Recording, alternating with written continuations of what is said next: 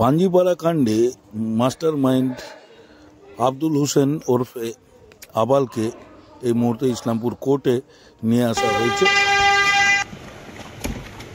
আবাল আবাল কি বলবে আবাল আবাল কেন পালিয়েছিল? সাচ্চা কেন পালিয়েছিল?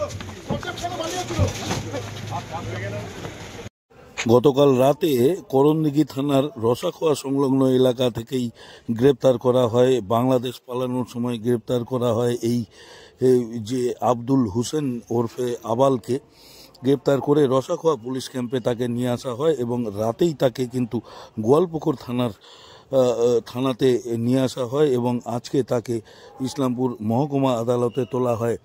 যদিও পুলিশের তরফে 14 দিনের পুলিশি হেফাজতের আবেদন জানিয়ে আব্দুল হোসেন ওরফে আবালকে ইসলামপুর আদালতে পেশ করা হয় এবং সেই ঘটনার ছবি কিন্তু আপনারা দেখছেন লাইভ নিউজের পর্দায়। যেমনটাই জানা গিয়েছে যে বাংলাদেশে পালিয়ে যাওয়ার সময়েই কিন্তু তাকে গ্রেপ্তার করা হয়। আব্দুল হোসেন ওরফে আবাল যে পাঞ্জিপাড়া কাণ্ডের মূল মাস্টার মাইন্ড ছিলেন তাকে গ্রেপ্তার করা হয় এবং এর আগেই কিন্তু শেখ হাজরাতকেও গ্রেপ্তার করা হয়েছে পাঞ্জিপাড়া কাণ্ডের ঘটনায় এবং তাকেই আজকে আদালতে তোলা হয় এবং এই মুহূর্তে ইসলামপুর আদালতের যে সরকারি আইনজীবী রয়েছেন সঞ্জয় ভাওয়াল, তিনি এই ঘটনার মামলা সংক্রান্ত বিষয়ে কি বলছেন চলুন শুনে নেওয়া যাক।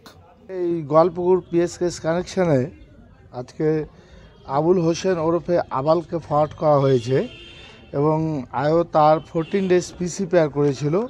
লানেট কোর্ট উভয় পক্ষের বক্তব্য শুনে সেটা 10 ডেজ পিসি পেয়ার অ্যালাউ করেছে। ডিউরিং ইনভেস্টিগেশনে এর ইনভলভমেন্ট পাওয়া যাচ্ছে, তাই একে অ্যারেস্ট করা হয়েছে। যা ইনভেস্টিগেশন এসছে তাতে দেখা যাচ্ছে যে শেখ হাজরাত যিনি পিসিতে রয়েছে বর্তমানে এবং এই অ্যাকুজ, এরা দুইজন আর্মসটাকে প্রক্রিয়া করেছে এবং আর্মসটাকে সাপ্লাই করেছে এবং আর্মস অ্যামিউনিশন সাপ্লাই করেছে এবং আসামিকে পালিয়ে যাওয়াতে সাহায্য করেছে এবং আসামিকে শেল্টার পর্যন্ত দিয়েছে এরা। যে আসামিকে এনকাউন্টারে আর কি মারা হয়েছে, হ্যাঁ, সাজ্জাক আলমকে।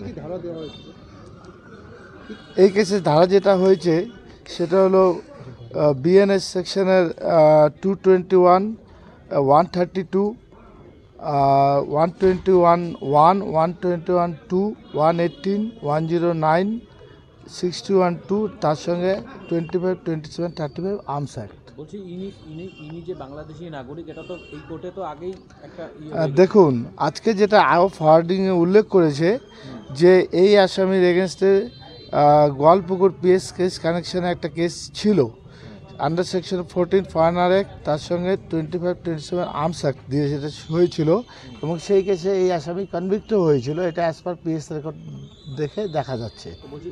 ইনি তো অ্যাকচুয়ালি তাহলে পরে বাংলাদেশি নাগরিক। হ্যাঁ, আজকে যেটা ফরওয়ার্ড করা হয়েছে তাকে ডিউরিং ইনভেস্টিগেশনে যখন জিজ্ঞাসা করা হয় ডিটেলস, সেখানে বলা হয় তার বাংলাদেশ বিডি ন্যাশনাল হিসাবেই তিনি বলেন সেখানে।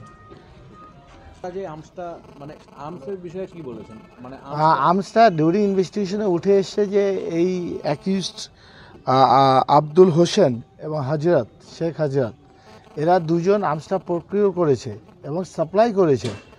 এটা হলো সাজ্জাক আলমকে। যে আর্মসটা ব্যবহার করা হয়েছিল সেই আর্মসটা কি পাওয়া গেছে?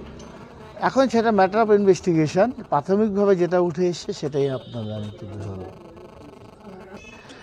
20/1/25 অ্যারেস্ট করেছে, 20টা 48 আওয়ার্সে বারহাস নামক করণদিঘি থানার জায়গা থেকে। বারহাস বলছি যে নতুন করে কি ওই বাংলাদেশি বলে কোনো আপিল করা হয়েছে? হ্যাঁ, আজকে আইও পিসি পেয়ারের সঙ্গে একটা সেকশন 14 অফ ফরেনার অ্যাক্ট অ্যাডিংয়ের পেয়ার দিয়েছে আইও।